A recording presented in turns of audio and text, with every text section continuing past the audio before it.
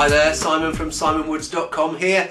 Today I'm on 4 Sauvignon Blancs. Actually not all Sauvignon Blancs, but we'll see about that when we come to one of them. Let's say just 4 Sauvignons. First one I've got, southwest France, Vin de Pays de Côte de Gascogne from Tariquet, Yves Grasse's place. And I did one of these on a video from Tariquet a week or so ago, and it wasn't made from Sauvignon. There was the wine from them made from Uni Blanc and Colombard, but golly, it tasted of Sauvignon. It had that zippy freshness. Let's see if this is almost like Sauvignon to the power of Sauvignon.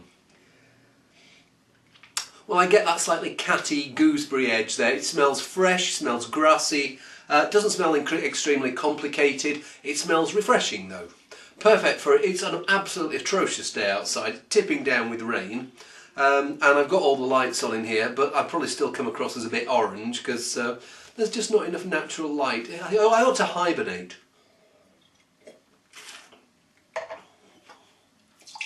Yeah, clean, fresh. Some people say Sauvignon tastes of cat pee. There's certainly something a bit of the tomcat about that. Something slightly herbaceous, maybe a bit of tomato edge there. Good bit of gooseberry. Good but not great. Maybe I find the finish just tails off a little bit. Would have preferred a little bit more life on that finish. So yeah, certainly wouldn't pour any of it away. Next one up, 2009 from Chile, Casillero del Diablo, which is a brilliant brand from Concha y Toro. For me, Concha y Toro is one of those companies that does very well at the bottom end. They do pretty well at the top end, and they're large. It's the sort of company that Australia used to have quite a long time ago in the early 90s. Companies where everything was recommendable. Now people like well, I won't mention any names, but you know who you are. Concha y Toro, for the moment, good across the board. So I'm expecting great things of this. And there's a bit more stony, flinty edge there. There's certainly that ever so slightly catty edge, but this is more of a herby, citrus, bit of fennel in there. Smells really nice.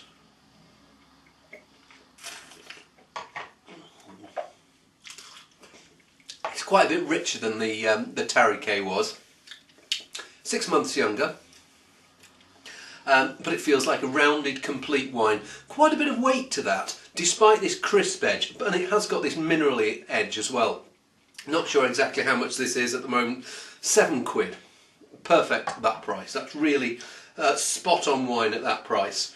As I say, Casillero del Diablo, one of those brands that you can just, regardless of the varietal, it's usually pretty good. Very tasty. Perfect for a day when it's tipping down outside. Sauvignon Blanc number 3. We are on Villa Maria. Villa Maria is one of New Zealand's most successful wine companies. They've been going for quite a long time. Something on here says most awarded wines for 30 in the last 30 years. And this is their Wairau River Reserve. In Wairau River is one of the main bits of the Marlborough region. And I suppose this is the sort of wine that put New Zealand on the map. Sauvignon Blanc from Marlborough. 2 wines really did it for me. Cloudy Bay, that was the one that appealed to people who want only the best. I mean, Cloudy Bay did their first vintage, I think, 1985, and rapidly developed a very loyal and large following around the world. And it's still one of the best wines in Marlborough. There are some that are better for me. The other one was Montana. And Montana, it was, if Cloudy Bay was the small boutiquey one, although it's not so boutiquey now, it's pretty big. Montana was the mass market one, and whereas Cloudy Bay was like, I think when it first appeared, £10, Montana was £4.99, and it's not all that much more expensive now. Villa Maria came in a bit later with Sauvignon Blanc, and they do as good a job as Montana in getting that cheaper end of the market enthused on Sauvignon Blanc, but they do have, like Montana, more ambitious bottlings like this.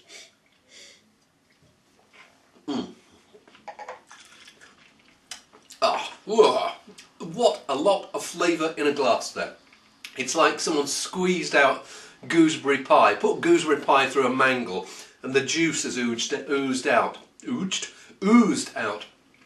So you're getting that citrus edge, but this gooseberry, fresh gooseberry, slightly cooked gooseberry as well. 2009 has been a brilliant vintage in Marlborough, and the wines are just trickling through into the shops now. This is a sort of wine that it feels quite rich and fat. I wouldn't be surprised if there was just a touch of residual sugar to round it out. Some of the drier, pithier styles will take another few months to get into their strides, but this is singing now.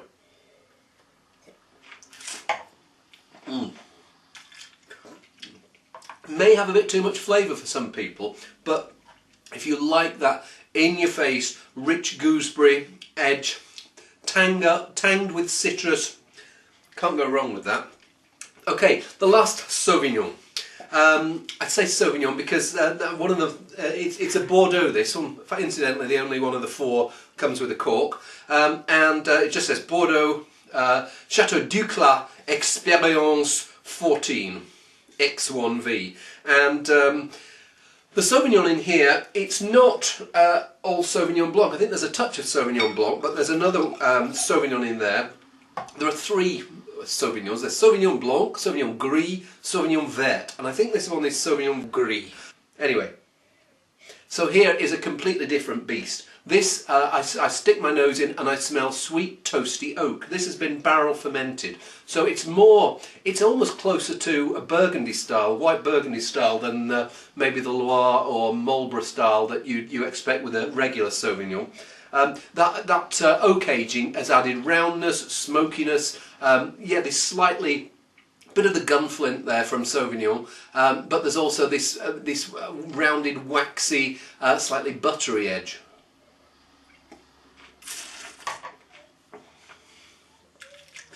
Yeah, completely different style. Whereas those are real summer wines. This is almost like a, I don't know why I'm saying summer. It's really it's cold outside and it's tipping down.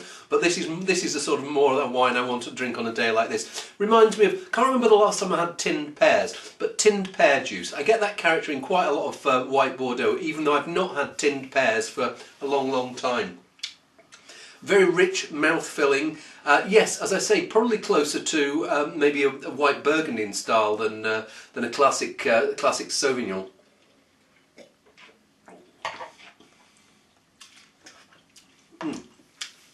I really like that.